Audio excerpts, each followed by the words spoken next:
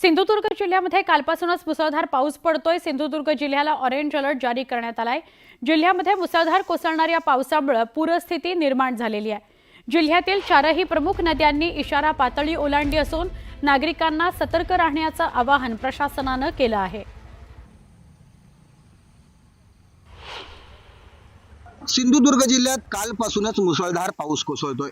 सिंधुदुर्ग जिल्ह्याला orange alert जारी करण्यात आलाय। मी आता कुडाळमध्ये आहे। कुडाळमध्ये जी वाहणारी भंगसाळ नदी आहे ती दुथडी भरून वाहत आहे आणि त्यामुळे जी आहे ती पूर परिस्थिती निर्माण झालेली आहे।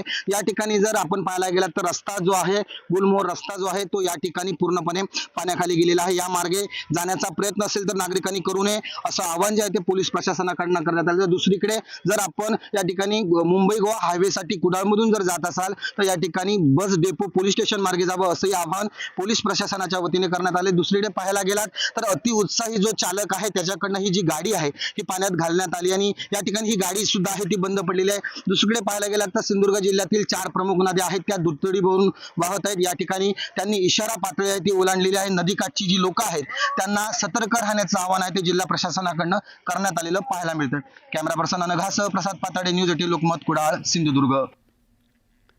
सिंधुदुर्ग जिल्ह्याला पावसानं झोडपूनच काढलंय। नदी नाल्यांना पाणी पातळी झपाट्यानं वाढते, त्यामुळे पूर आल्याची परिस्थिती आहे। कणकवली आचरा राज्य महामार्ग हा वरवडे इथं पाण्यानं भरलेला आहे, त्यामुळे वाहतूक पूर्णपणे ठप्प झालेली आहे।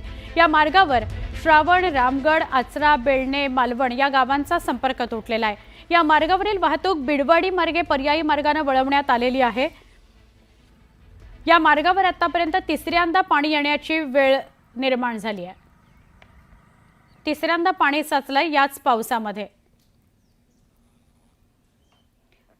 सिंधुदुर्ग जिल्ह्यातच मुसळधार पाऊस पडतोय। मुसळधार पावसामुळे जिल्ह्यात पूरस्थिती निर्माण झाली आहे। कुडाळ नगरपंचायत हद्दीत डॉक्टर बाबासाहेब आंबेडकर नगरमध्ये पाणी साचलंय आणि या सगळ्याविषयी आमचे प्रतिनिधी प्रसाद पाताडे अधिक माहिती देत आहेत।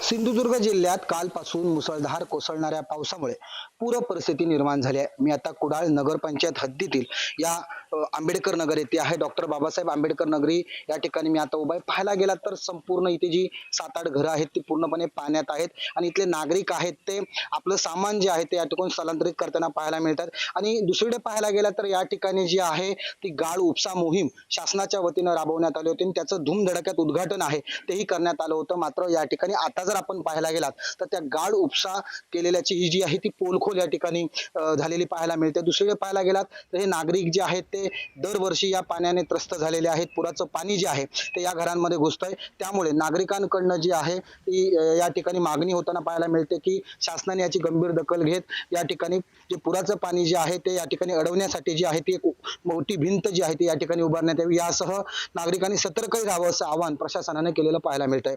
कॅमेरा पर्सन अनघासह प्रसाद पाताडे, न्यूज 18 लोकमत, कुडाळ, सिंधुदुर्ग। तर मुसळधार पावसामुळे कुडाळ रेल्वे स्थानकाजवळ जाणाऱ्या मार्गावर पुराचं पाणी आलं आणि त्यामुळे रेल्वेनं प्रवास करणाऱ्या चाकरमान्यांचे प्रचंड हाल झाले। नागरिकांना पर्यायी मार्गाचा वापर करण्याच्या सूचना प्रशासनानं दिल्या आहेत, पण तरीही अतिउत्साही नागरिकांनी पुराच्या पाण्यातच गाड्या घातल्या आणि जीवघेणा प्रवास केला। काही नागरिक याच पाण्यातून चालताना बघायला मिळत आहेत।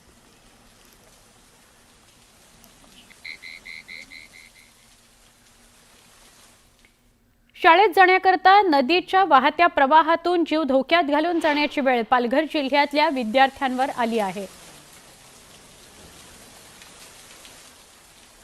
शाळेत जाण्याकरता 5 किलोमीटरचा पायी वळसा घालावा लागतो, त्यामुळे वाडा तालुक्यातील नाकडपाडा इथले विद्यार्थी आपला जीव धोक्यात घालून नदीतल्या वाहत्या पाण्याच्या प्रवाहातून अशी नदी पार करतात। वाडा तालुक्यातील नाकडपाडा इथले विद्यार्थी गारगाव इथल्या आश्रमशाळेत शिक्षणाकरता जातात, पण विद्यार्थी राहत असलेलं गाव आणि शाळा हे अंतर कमी असल्याचं कारण देत या विद्यार्थ्यांना आश्रमशाळेनं निवासी वसतिगृहात राहण्याकरता प्रवेश दिला नाही, नाकारला।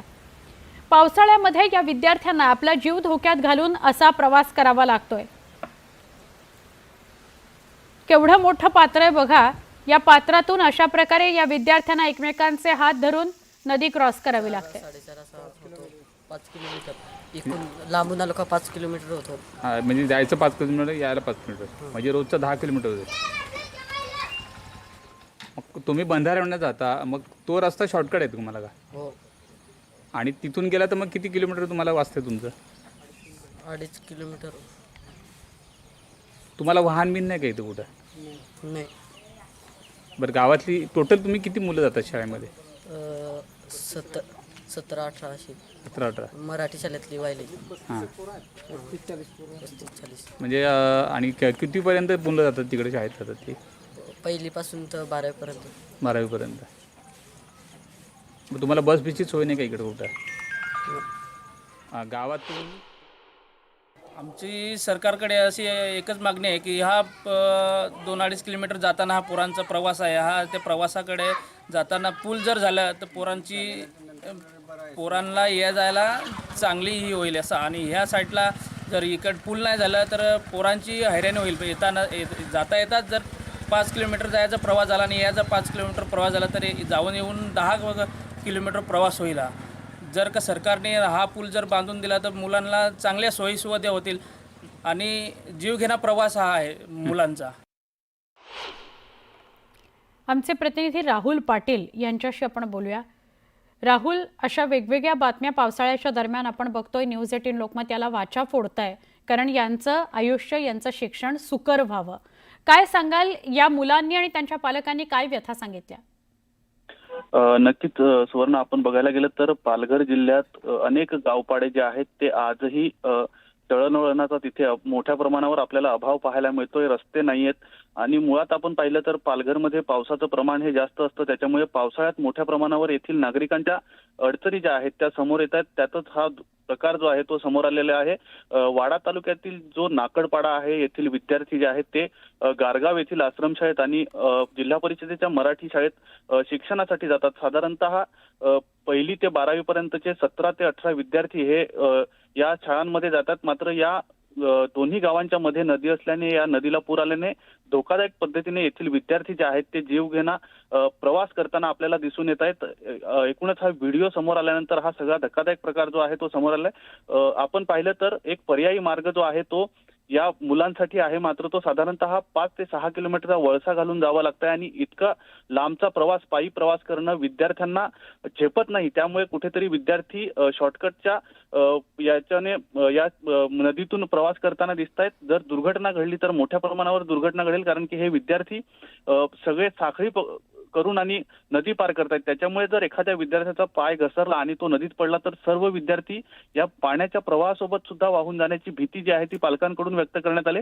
मुळात जे आश्रमशाळा आहे, या आश्रमशाळेने या विद्यार्थ्यांना निवासी वसतिगृहात प्रवेश दिला पाहिजे अशी सुद्धा मागणी करण्यात आलेली आहे. कारण की जर हे विद्यार्थी आश्रमशाळेत शिकतायत आणि पावसाळ्यात आपला जीव धोक्यात घालून जर शाळेत येत आहेत तर आदिवासी विकास प्रकल्प असेल यांनी या सगळ्याला गांभीर्याने घेऊन या वसतिगृहांमध्ये या विद्यार्थ्यांना प्रवेश दिला पाहिजे. मात्र तो प्रवेश सुद्धा दिला जात नाही आणि त्याच्यामुळे मोठ्या प्रमाणावर हे विद्यार्थी जे आहेत ते आपला स्वतःचा जीव धोक्यात घालून अशा पद्धतीने नदीच्या वाहत्या प्रवाहातून नदी पार करताना दिसतात. एकूणच यानंतर तरी प्रशासन असेल किंवा आदिवासी विकास प्रकल्प असेल ते या विद्यार्थ्यांना आश्रमशाळांमध्ये तरी प्रवेश देणार का, निवासी आश्रमशाळांमध्ये, हे पाहणं देखील महत्त्वाचं ठरणार आहे. अगदी बरोबर.